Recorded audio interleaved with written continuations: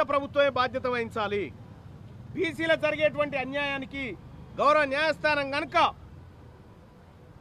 నిబంధనలకు అనుగుణంగా తీర్పు ఇచ్చి ఒకవేళ బీసీలకు ఈ ఇచ్చేటువంటి రిజర్వేషన్ ఈ జీవో కాగితం చెల్లదని చెప్తే ముఖ్యమంత్రి రేవంత్ రెడ్డి గారు రాజీనామా చేయాలి.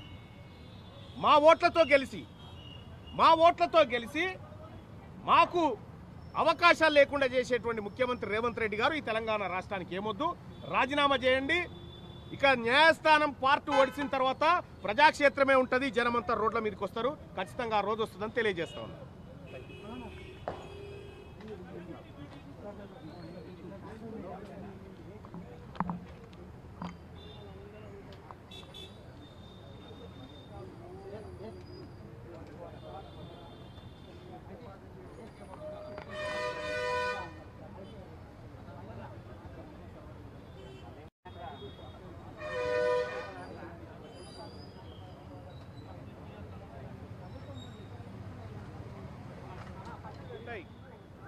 మీ ఈడబ్ల్యూఎస్ రిజర్వేషన్ను మేము అడ్డుకోలేదు.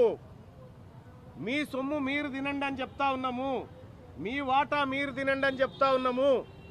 కానీ మీది మీరు తినుకుంటూ మీ ఈడబ్ల్యూఎస్ కోటా 7-8% లేనటువంటి అగ్రవర్ణాలు ఈడబ్ల్యూఎస్ కోటా 10% ఇంప్లిమెంట్ చేసుకుంటారు.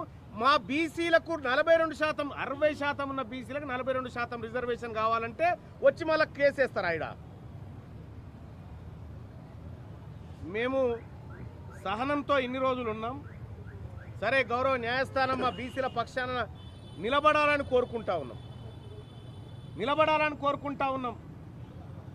ఆ GO Indira Sawhney versus union of India కేసుకు ముందు కానీ, ఇటు Krishnamurthy versus Maharashtra case triple test ముంగడ కానీ నిలబడే జీవోనైతే కాదు.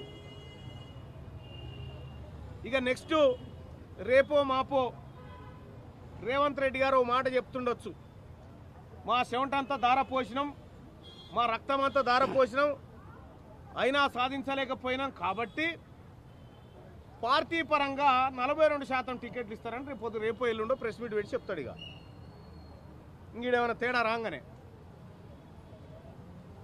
అంటే నీవు కనీసం మా బీసీల వాదన వినిపించుకోవడానికి కూడా ఒక అడిషనల్ అడ్వకేట్ జనరల్ను పెట్టలేడా? వాదించేటాయన ప్రభుత్వం తరఫున వాదించేటాయన రెడ్డే, పిటిషనర్ తరఫున వాదించేటాయన పిటిషనర్ రెడ్డే. ఇవాళ తెలంగాణ రాష్ట్రంలో మా ప్రజల రక్తం దాగుతున్నటువంటి వాళ్ళు ఎవరైతే ఉన్నారో ప్రజాగ్రహానికి గురిగాక తప్పదు. ముఖ్యమంత్రి గారు 100% వాళ్ళ వెనకాల ఉన్నారు. ఈ పిటిషనర్ల వెనకాల ముఖ్యమంత్రి రేవంత్ రెడ్డి గారు ఉన్నారు. దీని వెనకాల జానారెడ్డి గారి పాత్ర ఉంది. కానీ మీకు చెప్తా ఉన్నాం, తెలంగాణ రాజ్యాధికార పార్టీ నుంచి మేము చెప్తా ఉన్నాం, తెలంగాణ ఉద్యమ సమయంలో ఏ పరిస్థితులు అయితే వచ్చినాయో ఈ తెలంగాణలో ఇవాళ మేల్కొన్నారు బీసీలు, ఆ పరిస్థితులే వస్తాయి. ఊర్లో తిరగనియనటువంటి పరిస్థితులు వస్తాయి, జాగ్రత్త అని చెప్తా ఉన్నాం. మేము మీ సొమ్ము అడగలే, మేము అడిగింది మీ సొమ్ము కాదు. మా పావుషేరు మేము అడిగితే మీ కడుపున వస్తూ ఉందా? మీరు మాకు ఈ రానిదాన్నేమో కోట్ల చుట్టూ దింపుతాడు రేవంత్ రెడ్డి గారు. 3 పిల్లల నిబంధన ఎత్తేసే హక్కు ఆయన దగ్గరే ఉంది. ఆయన ఎత్తేయచ్చు 3 పిల్లల నిబంధన, అది ఎత్తేయడు. అవకాశం ఉన్న చోట ఇయ్యడు.